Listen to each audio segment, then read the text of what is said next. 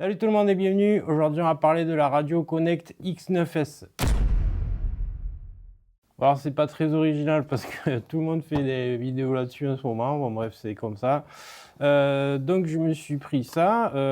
C'est le pack Luxury Edition. Allez, on va déballer tout ça. On va commencer par un petit déballage vite fait. Donc, c'est le pack Luxury que j'ai pris avec la lipo, la molette de direction en alu et deux récepteurs, un 4 voies et un 9 voies. Allez, on va ouvrir ça. Donc on a un petit démarrage rapide, quelques stickers, un petit plastique de protection pour l'écran, la lipo donc, 2600 mAh, le récepteur 9 voies. Bon, les récepteurs sont assez chers, c'est 40 balles le récepteur. Donc le 4 voies qui est aussi fourni avec le kit, et la radio. Donc elle est super jolie, elle est bien finie, tout ça c'est vraiment sympa. Bon, on a le orange propre à Connect. L'écran est assez grand. Tout est réglable. L'écartement, la gâchette, le positionnement.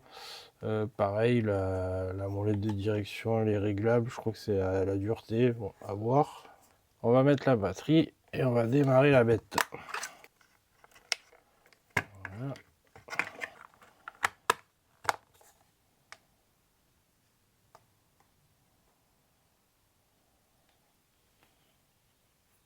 Voilà, donc l'écran est vachement grand, c'est cool, il est en couleur évidemment, il est tactile. Bon bref, voilà, il y a 10 millions de réglages. Alors moi je suis droitier mais je roule en gaucher, donc ce qui me faisait peur c'était la place au niveau du doigt là, parce que selon les radios je suis gêné avec le doigt. Bon là ça passe bien, en plus on peut régler la gâchette comme je disais, donc je pense qu'on va arriver à faire un truc sympa. Je vais l'installer sur le X-Max et je vais un peu regarder tout ce qui se fait. Je vais l'installer sur le 30 degrés nord en fait. Donc on a le boîtier récepteur. Le condensateur, je vais le mettre aussi dans le 30 degrés nord. Le boîtier GPS. Donc ça je vais le mettre, je vais le coller ici là, paf. Ça ira très bien. Alors je connecte mon variateur. Donc je mets variateur et cerveau. Donc sur la radio, je pars sur un nouveau modèle. Donc ça va être le 2. Je vais le renommer. Ok. Je vais démarrer la machine. Voilà, donc là il est en rouge. J'appuie sur le petit bouton. On va synchroniser. Donc menu appareillage, démarrer. Batterie de réception, Voilà. 8.3 volts. Donc là j'ai bien appareillage réussi. Le cerveau fonctionne. Bon, j'ai débranché les prises moteurs hein, parce qu'on ne sait jamais. Je vais connecter le GPS, voir ce que ça donne. Donc en fait là, en théorie, je vais avoir la vitesse qui va s'afficher quand je vais rouler. Alors je sais pas s'il faut le paramétrer. 8.3 Ouais. volts. Alors ça c'est bien relou là, j'arrive pas trop à trouver le pour arrêter ce truc là, c'est un peu chiant. Bon moi je verrai ça plus tard, comment fonctionne le GPS, tout ça. Le condensateur aussi. Donc ça ils disent qu'on peut le brancher n'importe où. Voilà, bon ça après encore une fois je suis pas spécialement convaincu de la nécessité du truc. Je vais mettre le double face etc, mettre mes câbles comme il faut.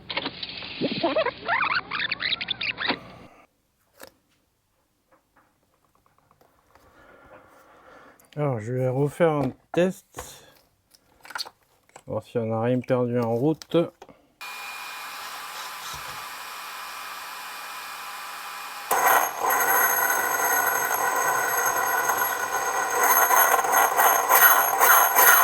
Donc tout fonctionne. Donc je vais rouler un peu avec, voir un peu tout ce qui est réglage, tout ça, et puis je reprendrai plus tard.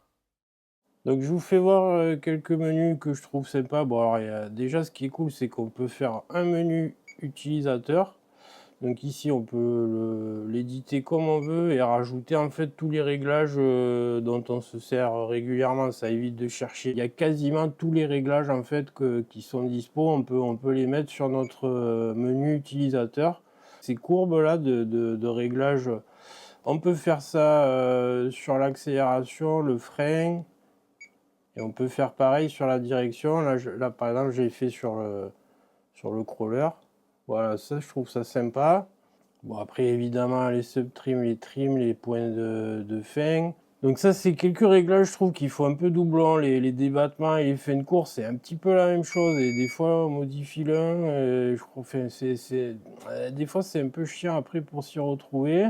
On peut faire les trims par exemple avec ces petits boutons ici.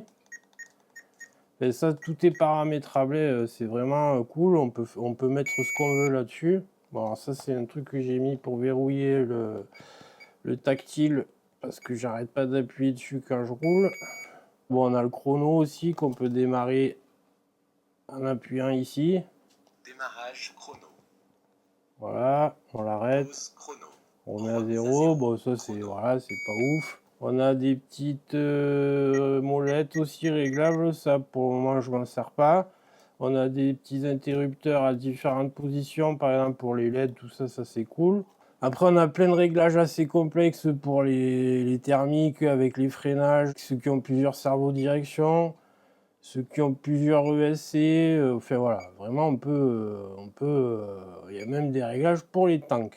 Il y a à peu près tout ce qu'il faut pour tout le monde. Donc voilà, super complète, radio vraiment super, et puis je trouve qu'elle est quand même plus précise que ma Dumbo. C'est pas le jour et la nuit, mais je trouve qu'il y a un petit gain au niveau en pilotage, un petit gain de précision quand même.